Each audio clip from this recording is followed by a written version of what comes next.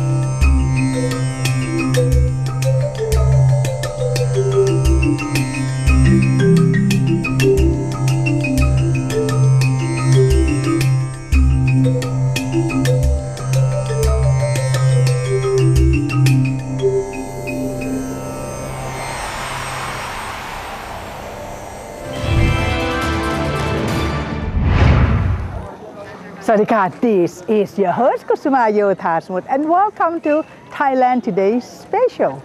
This week that you might have seen that we are out of the studio or out of the station. It is really a very special because we are here in the country of Nepal just to help out or rather to come as a witness to see how is this country going on in infrastructure or many places of tourist destination. We could see many places have been intact. There's no destroyed and there are places to visit. So please follow me. There's a lot to offer you with this Thailand special.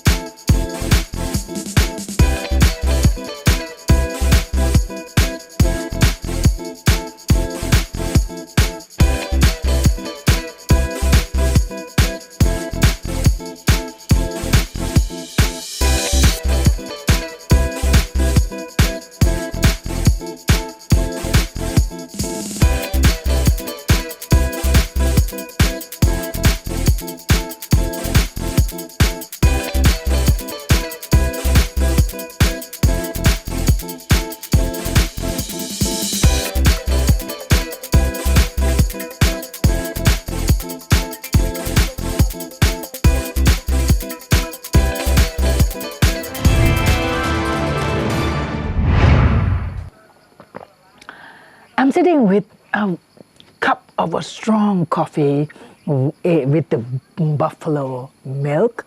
It tastes so good in this cool place, and it is supposed to be a very popular viewpoint which have the height of 1,200 meters above the sea level.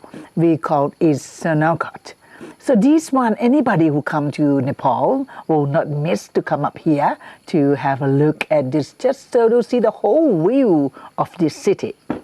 At the same time, you also will be witnessing the Annapurna mountain range, which is beautifully. Sometime at some months that you will see the mountain with the snow clads. So it's a breathtaking moment if you are up here. So I would like to tell you that in this trip that we are here, making a Thailand Today a special one. You're not seeing me with the guests in the studio, but at this particular time, we would like to do things out here for the Nepalis. That means our hearts out for Nepalis. So we presenting you for several places under construction or it's already intact. Some of the places which is still there, some of the monuments, the temples are there. But one thing that I would like you to have an opportunity to touch it on is the food culture. So we have shown you some of the culture. We also will take you around to see the food store. How do they have the fruits being sold? And the different kind of our modern countries to have different ways of selling it. We have for souvenir shops for you to see. So these are all that we are here, our hearts for the Nepalis.